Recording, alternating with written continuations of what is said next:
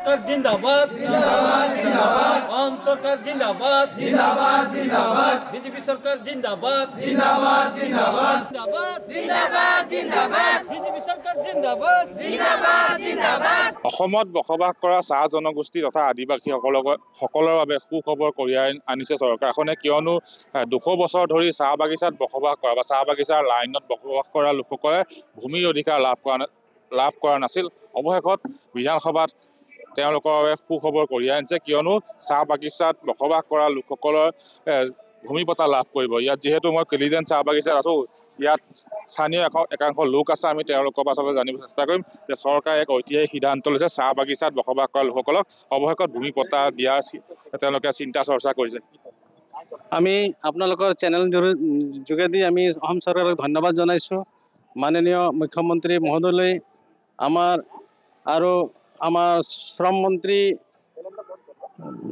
মহোদয়লৈ আমি অনুৰোধ জনাইছো যে অসম চাহ মজদুৰ সংঘ আৰু আদিবাসী ছাত্ৰ সন্থা আৰু চাহ জনজাতি ছাত্ৰ সন্থাৰ দাবীত আৰু সকলো চাহ শ্ৰমিকৰ দাবীত আজি এই ভূমি পট্টা পোৱাত বা আজি এই বিলখন পাছ হোৱাত আমি অতি আনন্দিত হৈছোঁ গতিকে আমি কিছু আৰু আমাৰ সমস্যা আছে ৰাস্তা পদূলি সমস্যা আছে আৰু আমাৰ যি জনজাতিকৰণৰ যি দাবী আছে মজুৰি বৃদ্ধিৰ যি দাবী আছে এইখিনি দাবী যাতে অসম চৰকাৰে অতি সোনকালে এই বিষয়ৰ ওপৰত গুৰুত্ব ৰাখক সেই আমি কেলিডেন চাহ বাগিচাৰ হৈ অনুৰোধ জনাইছোঁ আৰু অনাগত দিনত জাতি মাটি ভেটি চৰকাৰে এই বিষয়লৈ আমাক কথাখিনি আগবঢ়াইছিলে আৰু জাতি মাটি ভেটিৰ কথা আজি আমি ভেটি পাইছোঁ গতিকে আমি পোনে পোনে অসম চৰকাৰৰ মাননীয় মুখ্যমন্ত্ৰী মহোদয়লৈ আমি অশেষ ধন্যবাদ জনাইছোঁ আৰু কৃতজ্ঞতা জনাইছোঁ ধন্যবাদ নিশ্চয়কৈ এই বাগিচাৰ লোকসকলে দীৰ্ঘদিন ধৰি বিভিন্ন সমস্যাত তেওঁলোকে ভুগি আছিলে মাটি পটাই হওক বা মজুৰি বৃদ্ধিকে হওক বিভিন্ন সমস্যা আছে ৰাস্তা ঘাটৰ লগতে কিন্তু তাৰ মাজতে চৰকাৰে ভূমি পট্টা আবণ্টন দিয়াৰ কথা চিন্তা কৰে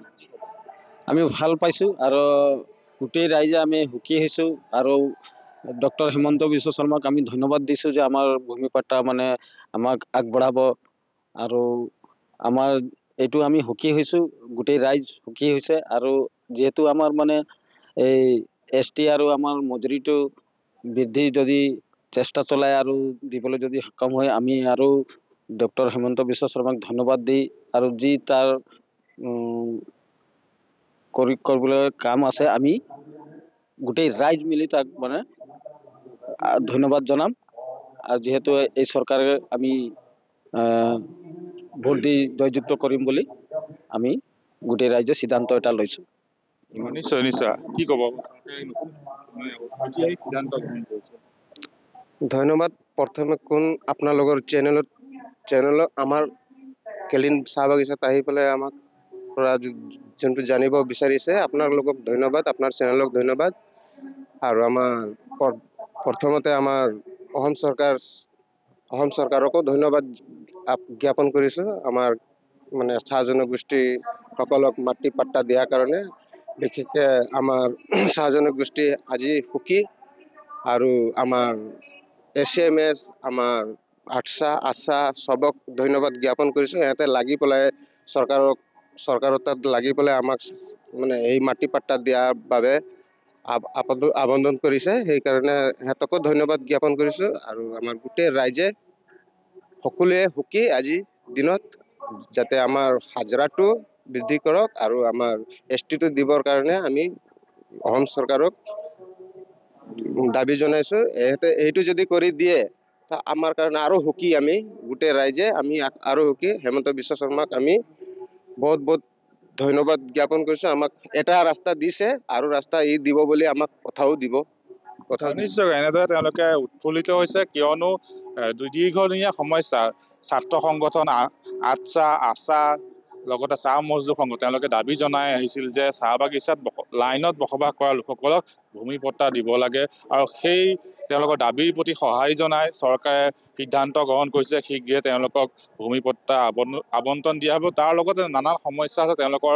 চাহ শ্ৰমিকৰ মজুৰি বৃদ্ধি বা এই অঞ্চলসমূহৰ চাহ বাগিচা অঞ্চলৰ ৰাস্তা ঘাট উন্নয়ন এনেধৰণৰ সমস্যা আছে, সেয়াও যাতে চৰকাৰে সোনকালে সমাধান কৰে তাৰে তেওঁলোকে দাবী জনাইছে। লগতে দীৰ্ঘদিনীয়া যি সমস্যা মাটিৰ পট্টা আবণ্টন দিয়া এই ক্ষেত্ৰত চৰকাৰে গ্ৰহণ কৰা পদক্ষেপক তেওঁলোকে শলাগ লৈছে আৰু চৰকাৰক ধন্যবাদ জ্ঞাপন কৰা পৰিলক্ষিত হৈছে। আপুনি বিচৰা বাতৰি পাব কেৱল নিউজ 18 এপত। নিউজ 18 এপ ডাউনলোড কৰিবলৈ স্কেন কৰক এই QR কোড। গুগল প্লে ষ্টৰতো পাব এই নিউজ 18 এপ।